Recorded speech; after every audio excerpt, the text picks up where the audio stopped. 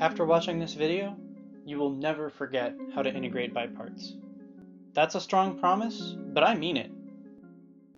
A couple calculus principles and a couple geometry principles come together for a beautiful visual representation of integration by parts.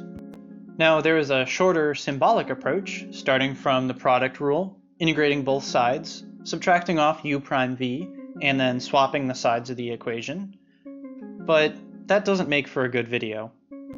The visual approach here is essentially one big geometric translation of the integration by parts formula, which we'll step through here first.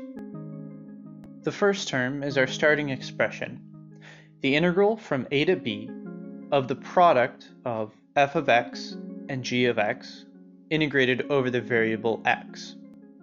The second term is the product of f and big G, the antiderivative of g, evaluated at x equals a and x equals b.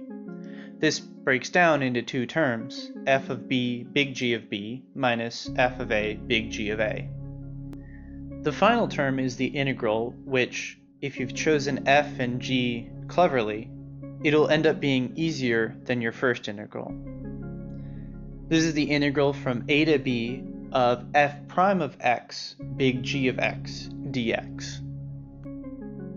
Now, what geometric interpretation might we have for this equation? Let's focus on the left-hand side, specifically f of x times g of x. This is a product, and like most products, it's good to model this as a rectangle. Along the bottom, we have our f value, and along the left, we have our g value. The area of the rectangle is f of x times g of x. Working outward, the product here is inside an integral. We need a third dimension to represent this, specifically a dimension for x. The integral ranges from x equals a to x equals b, and depending on the functions f of x and g of x, the area of the rectangle changes. Putting together all these rectangles of different sizes, we end up with a volume. It's bounded between x equals a, x equals b, and the two functions, f of x and g of x. Now, let's turn our focus to the first term on the right-hand side.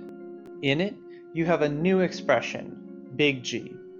Symbolically, this is the antiderivative of little g, and geometrically, this is the area under the curve of little g.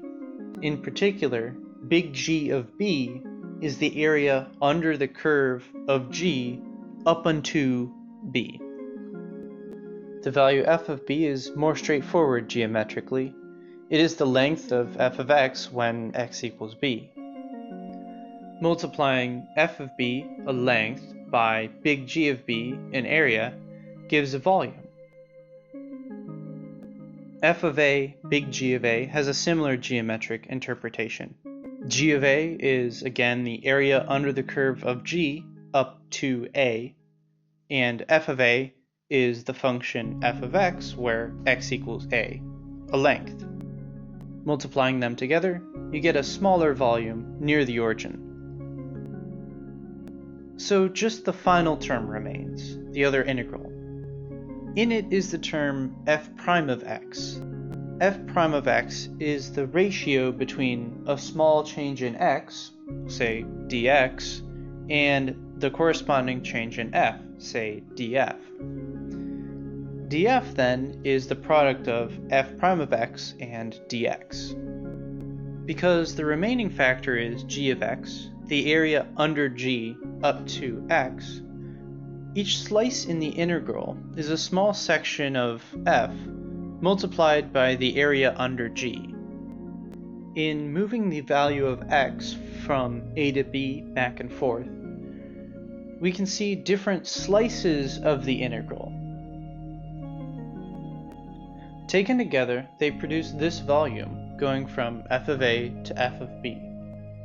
With these four volumes, it's much easier to see how these all relate to each other.